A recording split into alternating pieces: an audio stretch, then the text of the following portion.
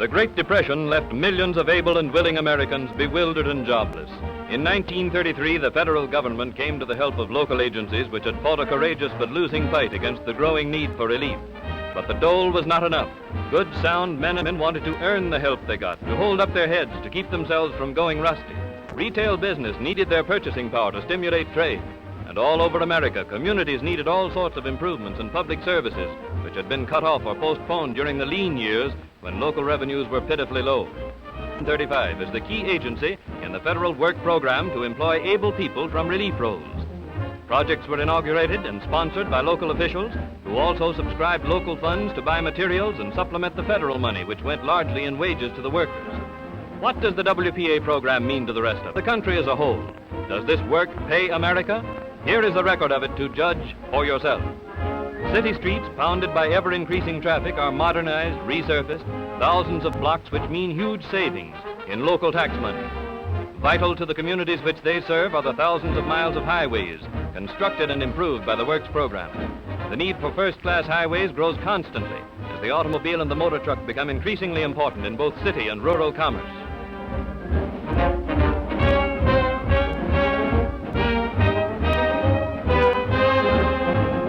In many regions, great loss has befallen farmers and other rural residents during periods of bad weather which made secondary roads impassable. The need for adequate farm-to-market roads, which would make the transportation of farm produce independent of weather conditions, has been recognized in all parts of the country. But not until the beginning of the Works program was it possible to initiate a general plan for the development of farm-to-market roads. This plan brings immediate improvement in local business and property values wherever a secondary road is completed. At last, the farmer finds it possible to reach his market over well-constructed, weatherproof roads. In all these construction projects, local labor is employed, and wherever possible, the raw materials are obtained from quarries in the immediate vicinity. How big is the WPA road program? In its first 18 months of operation, the mileage end to end would have stretched 5 times around the earth. In many parts of the country are regions which depend largely upon the tourist's trade as a local industry. Areas of great scenic beauty have been made available to thousands of visitors through the development of systems of roads in national and state parks and at other centers of attraction for tourists. Many of these vacation spots were completely inaccessible before the assistance of the Works program made road construction possible.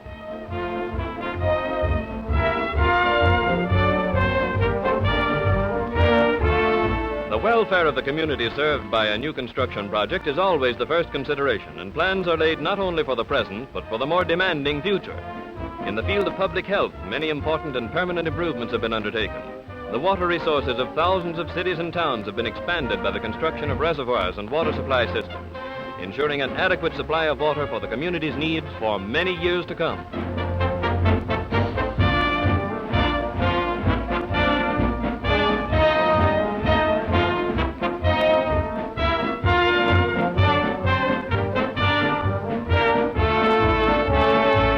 A particularly interesting example of a long-felt need met by the Works program is this reservoir at Atlantic City.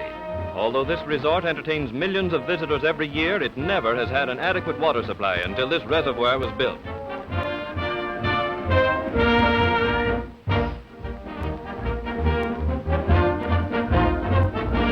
Another type of permanent construction is this community stadium, representative of a large group of projects that provide facilities for public gatherings all over America. In cooperation with other federal agencies, many important improvements have been made under the Works program at the Brooklyn Navy Yard and other centers of government activity.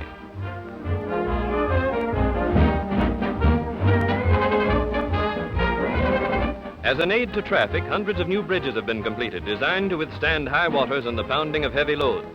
Thousands of other bridges have been repaired and made safe. Many cities have been freed from the peril of disease by the provision of modern, scientifically correct sewage systems, which often replace antiquated systems entirely inadequate for the needs of the community. Developments such as these are always undertaken with the cooperation of the public health agencies serving each locality, and the projects are carried out under the supervision of competent sanitary engineers.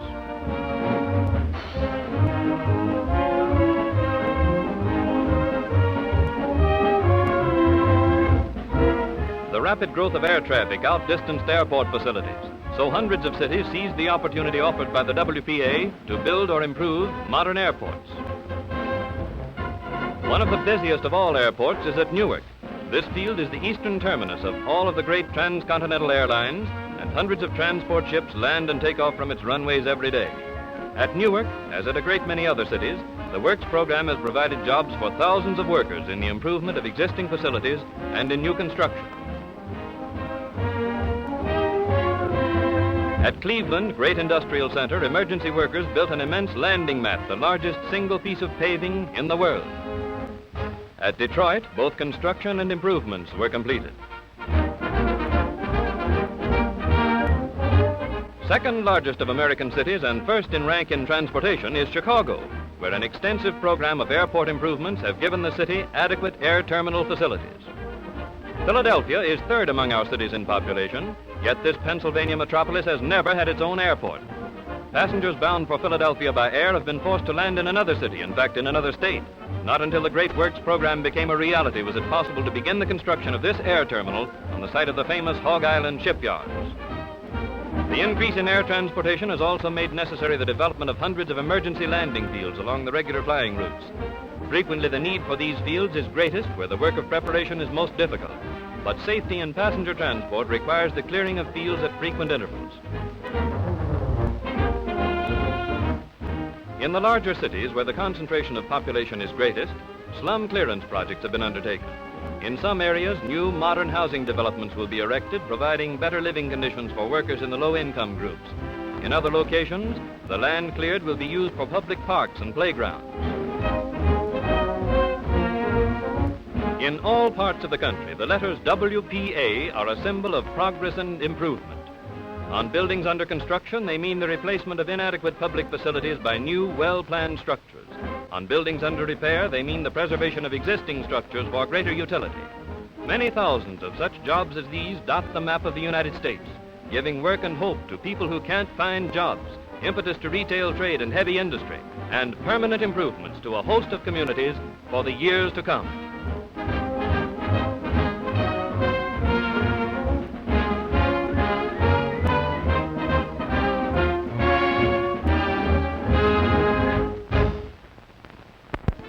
Not only was it necessary to find employment for workers accustomed to manual labor, but also there was need to employ others whose training and experience fitted them for professional and other skilled work. For these so-called white-collar workers, each community had to plan jobs which would utilize and preserve their skill and training. And above all, the work must be useful, a real contribution to the welfare of the community.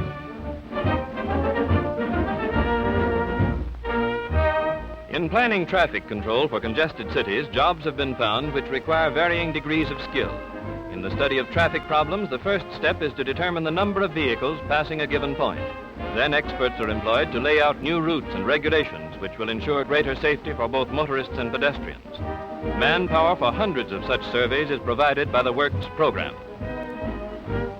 Tests have been devised to determine the ability and fitness of drivers so that the element of human failure may be eliminated. In cooperation with the police departments of several cities, automobile inspection stations have been established in an effort to reduce the number of unsafe vehicles on the road. Under the supervision of expert mechanics, every safety device is carefully checked for perfect operation. The laws of many states and cities require a regular inspection of this nature, and the possession of an up-to-date inspection label is necessary before the car owner may use his automobile on the streets and highways.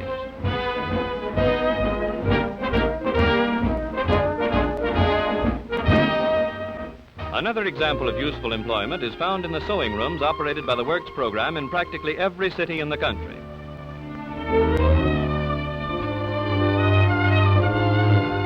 Expert craftsmanship is encouraged in design groups associated with the sewing projects. Women who are the principal support of their families are paid for their work, and the millions of garments and miscellaneous articles they produce are distributed free to families on relief or to tax-supported institutions. For some of the women who work in these sewing rooms, the training and practical experience they receive will not only make them better housewives, but it may also open up avenues to a permanent source of income.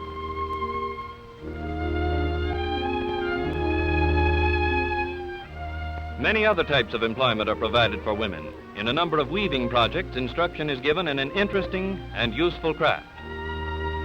Part-time employment is provided in many kitchens where clean, wholesome school lunches are prepared for undernourished children of needy families.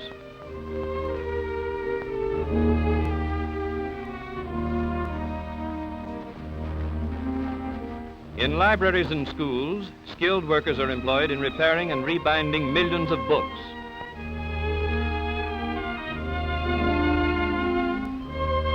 In many places where books were hard to find, over 2,000 traveling libraries now supply the demand for knowledge and entertainment.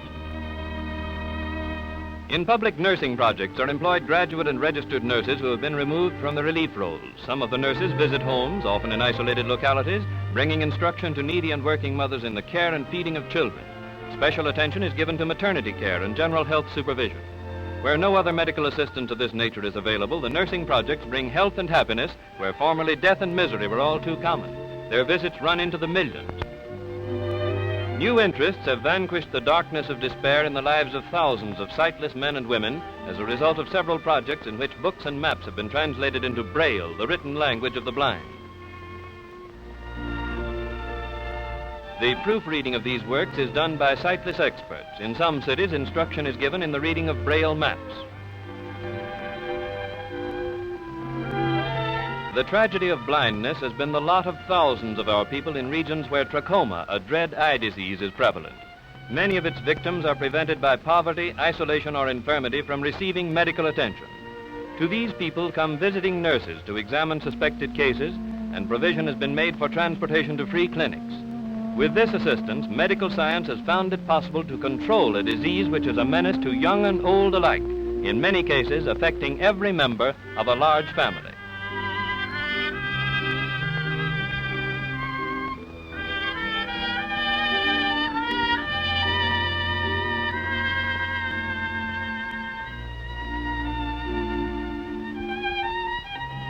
Needless to say, the staff necessary to maintain this important service is recruited from the trained workers of the regions concerned. And again, useful employment is combined with an enterprise of great and immediate value to the community. Everyone is familiar with the fine work being done by the famous Warm Springs Foundation in the cure of children crippled by infantile paralysis. To thousands who would otherwise be hopeless cripples for the rest of their lives has been given the chance to overcome their handicaps. Much of the success of the treatment given at Warm Springs and elsewhere depends upon the existence of therapeutic pools in which patients may gradually recover the use of their muscles through exercise made easier by the support of warm water.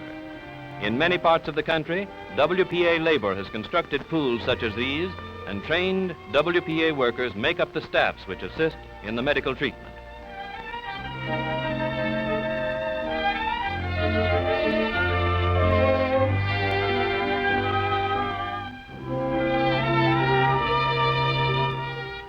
This therapeutic pool is in the James Whitcomb Riley Memorial Hospital in Indiana, made doubly interesting by Riley's immortal poem about the little crippled boy with curvature of the spine.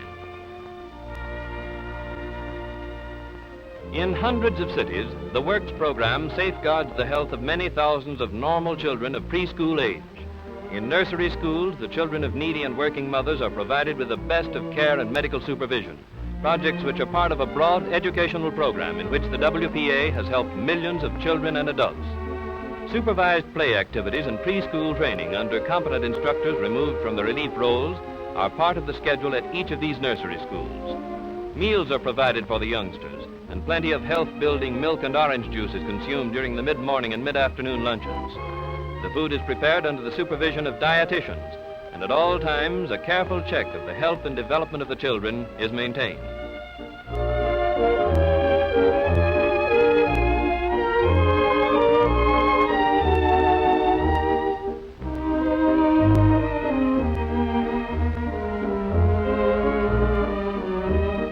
In these nursery schools, the youngsters acquire habits which will guard their health later in life.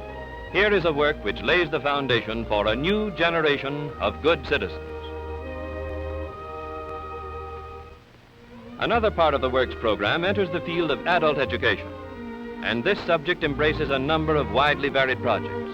Some of the most interesting of the WPA projects in adult education are the classes in which hundreds of thousands of foreign-born people learn the language and customs of their adopted country.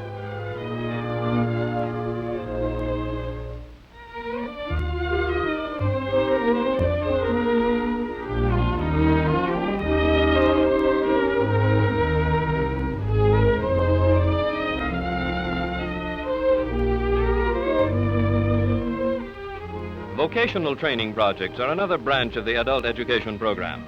Many classes have been established in which instruction is given to men and women who will find very practical uses for their newly acquired knowledge in their daily lives. Every effort is made to adapt the instruction to the need and native ability of the student. Women are instructed in the arts and crafts for which they are best fitted, as exemplified in the millinery classes. In the same general category, we find classes for men in which the students are initiated into the art of tailoring. Through the training they receive here, they will be enabled to take up a profitable trade which will assure them of work and independence.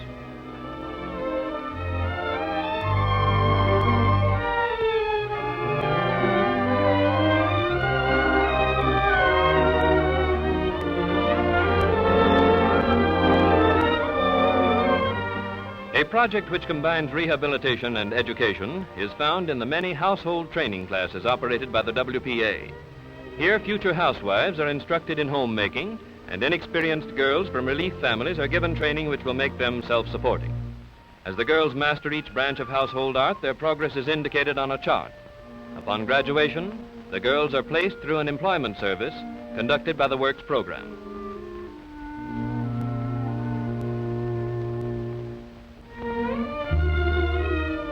To the young people of the nation, eager in their quest of knowledge, the Works program, in cooperation with the National Youth Administration, offers part-time employment to enable them to continue their education. The type of employment offered is determined by the needs of the community in which the young people live. In fruit-growing districts, canning units have been set up in which girls can and preserve fruit for local householders. Part of the product is distributed to families on relief.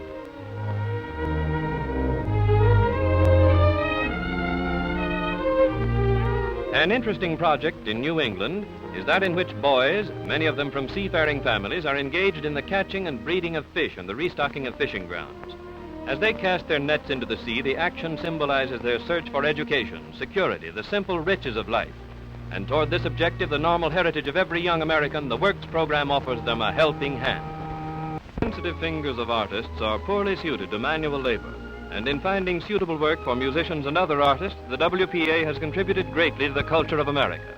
A typical project is this Negro choir, singing the spirituals that are the real folk music of America.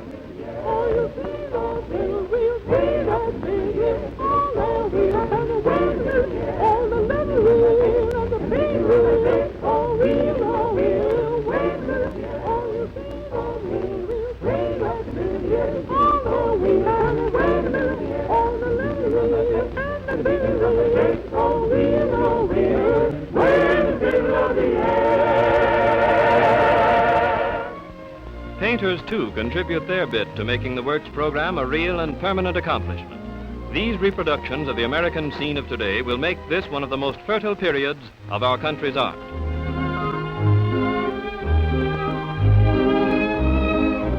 Some of this work is done on canvas, but much of it is created on the walls of our schools, libraries, and other public buildings in the form of mural paintings. Of particular interest is the great mural in the mess hall of the Military Academy at West Point, depicting great warriors of history.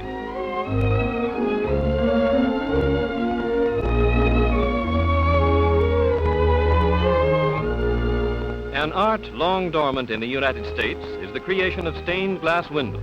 One project devoted to this art has made a window for the Military Academy at West Point, depicting scenes from the life of Washington.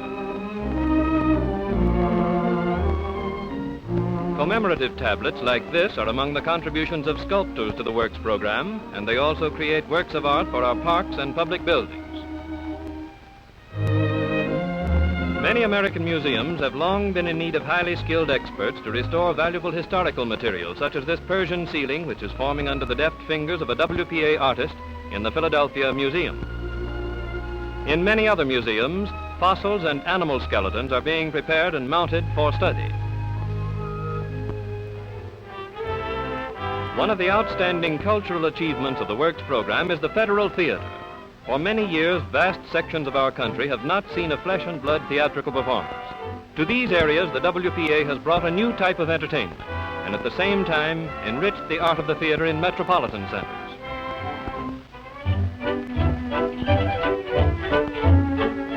Federal Theatre presentations are of many types.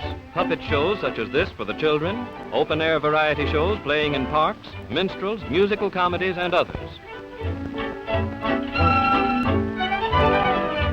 Here are excerpts from 3 of the most popular Federal Theatre presentations, starting with Gilbert and Sullivan's operetta, Pinafore.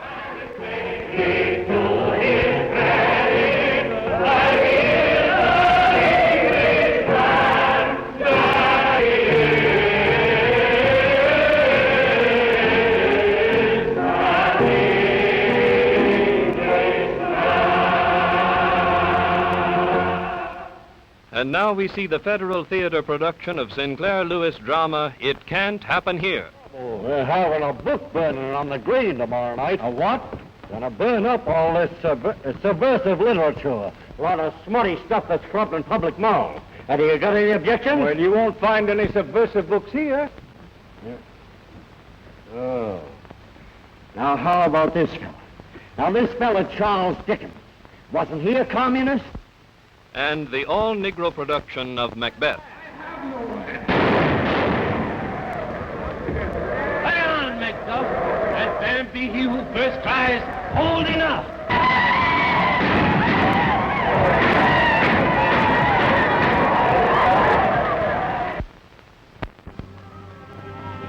Inevitably comes disaster, as it has through all the ages of history. So today, flood, fire, and famine relentlessly persecute the human race.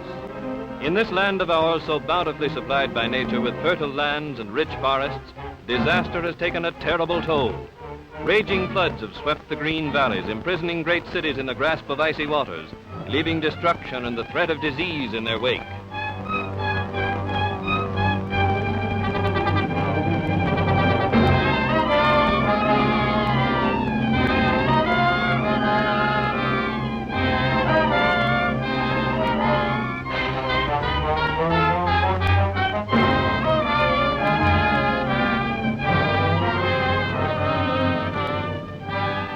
But in the moment of greatest need, the shock troops of disaster go into action with the courage and perseverance which armed our forefathers against despair. The shock troops of disaster, the great army of WPA workers diverted from their work of construction and improvement to meet a pressing emergency, have proven their merit through many tragic hours which have harried at far-flung areas of the nation. Working hand in hand with other agencies of relief, the men and women of the WPA take up the work of rescue, evacuation, and relief. With the first thought for the saving of imperiled lives and the protection of threatened areas from advancing waters, the orderly program goes swiftly forward.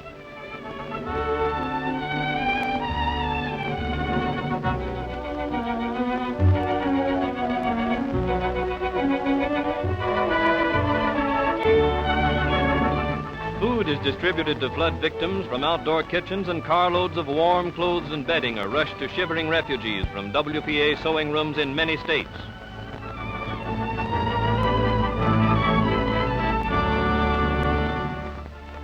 In emergency hospitals, thousands of lives are saved by Red Cross and volunteer nurses and doctors assisted by trained WPA workers.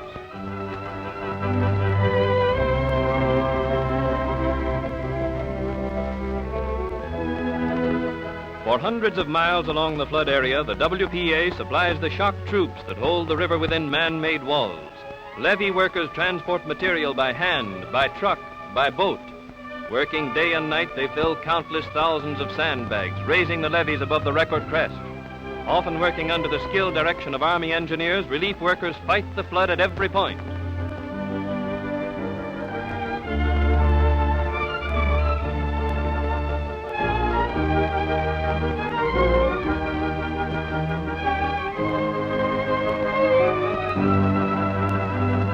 The people of the flood area will not soon forget the courage of these heroic workers, for Administrator Harry Hopkins heard their praise along the full route of his inspection trip as head of the President's Committee.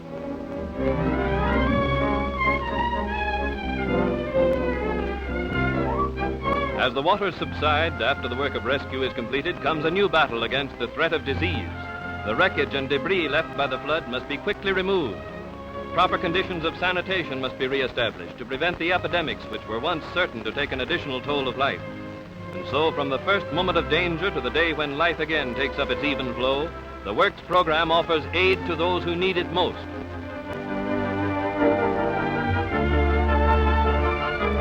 The roaring waters that bring disaster to fertile valleys have a terrible rival in the drought which has afflicted thousands of square miles of our western plains.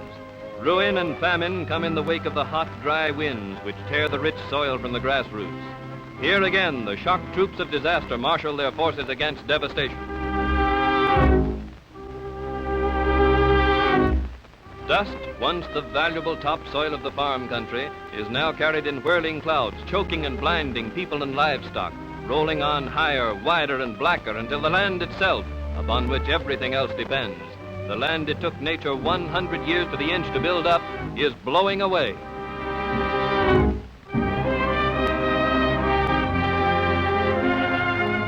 In this emergency, too, the shock troops of disaster marshal their forces against devastation.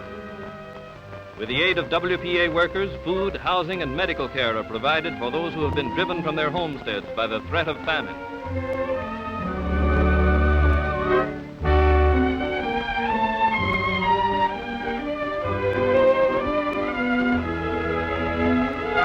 There is great immediate danger from inflammation of eyes, throats, and lungs tortured by dust. Expert clinical care for children and adults is provided to minimize the danger to life and health.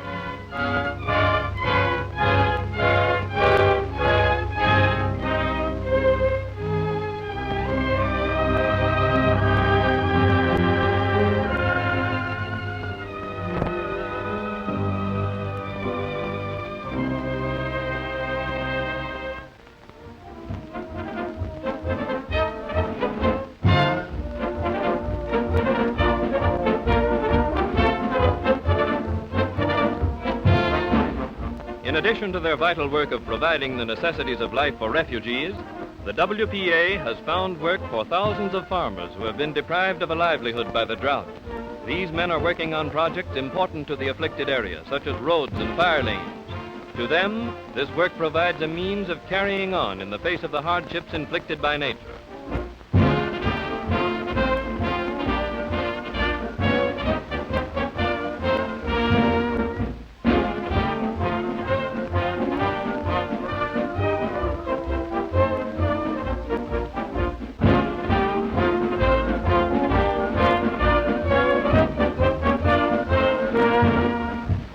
Drought is a grave national problem, correcting it a mammoth undertaking. As a step in this direction, relief workers are engaged in the construction of many dams to conserve future rainfalls.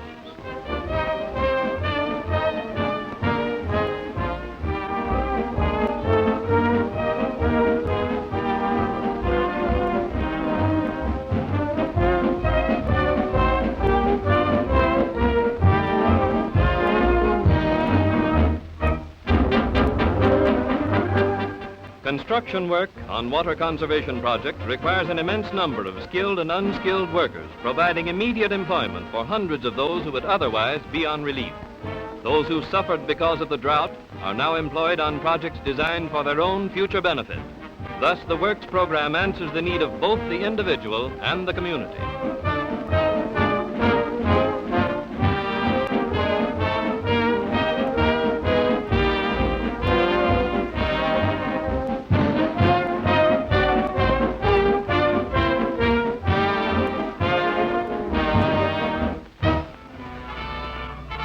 Drought comes the added peril of fire, an ever-present danger to lives and property in forest-covered regions. Fire is a constant menace to one of the nation's greatest assets, the great timberlands which are so important to industry and to the very life of our soil. When the hot sun through long rainless weeks has baked leaves and wood to the dryness of tinder, it requires only the spark of a cigarette or a flash of lightning to bring about devastation and ruin. Manpower is needed to fight the flames, to prevent the spread of fiery destruction. And again, the shock troops of disaster rally to the challenge, dropping their normal work of construction and improvement to respond to the emergency needs of the nation.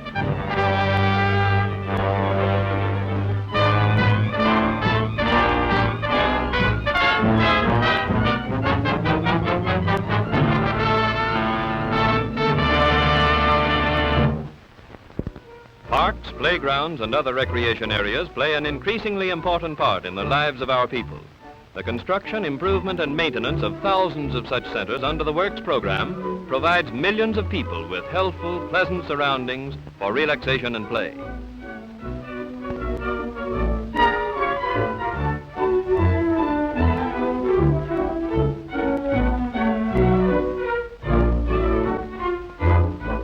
In regions of congested population, the WPA has cooperated with national and state park agencies in the improvement of recreational areas easily accessible to those who live in large cities.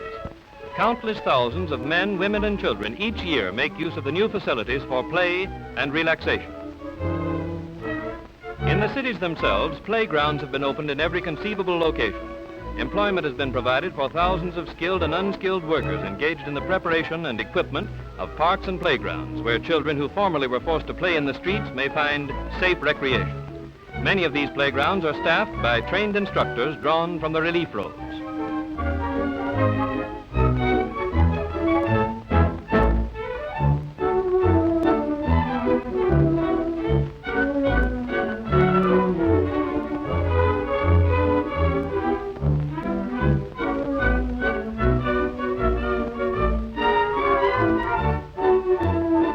During the oppressive heat of summer, swimming pools are a haven of refuge for young and old alike.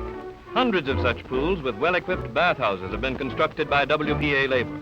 The trained supervisors and instructors provided for these recreation centers have been removed from relief roads.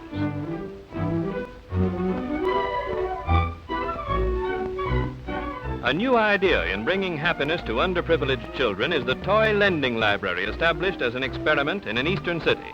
A large supply of toys is kept on hand, and the youngsters are allowed to borrow one at a time. Hundreds of young children find their dreams brought to life in this novel enterprise.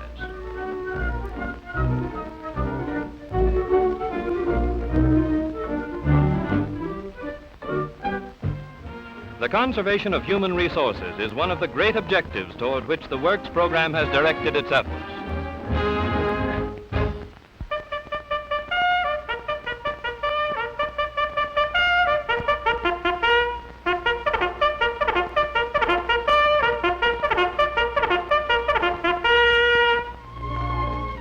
The boys and girls of today are the citizens of tomorrow, and it is our responsibility to assist them in becoming good citizens. Underprivileged children and those formerly cared for in various institutions have been removed from unhealthy environments and given a chance to spend at least part of the year in the wholesome atmosphere of camp life.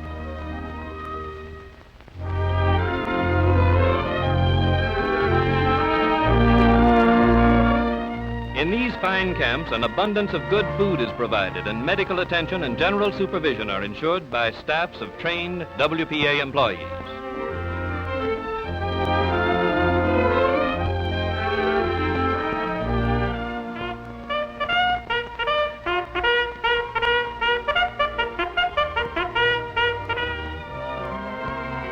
National monuments and regions of historic importance, such as Fort Niagara, attract thousands of visitors from all parts of the country, and the pleasure which these visitors derive is enhanced by the improvements and maintenance provided by the Works program. Many frontier forts built during and before the Revolution have been restored to their original condition to commemorate the valor of the nation's pioneers.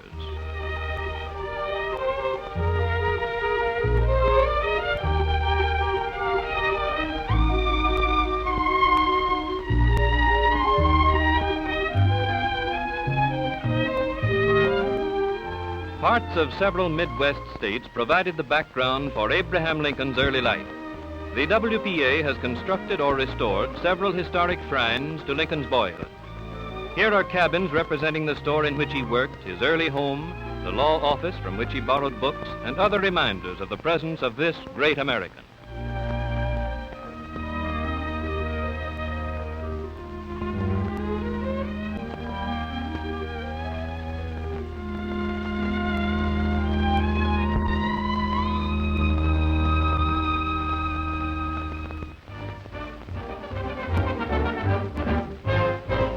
In this picture, we have seen a few of the 120,000 projects that are embraced by the Works program. Each of these projects has been planned to meet a real need in the community which it serves. To take care of the unemployed, as well as to confer real and lasting benefits on the people of the United States, is the object of the WPA. Under this program, work pays America.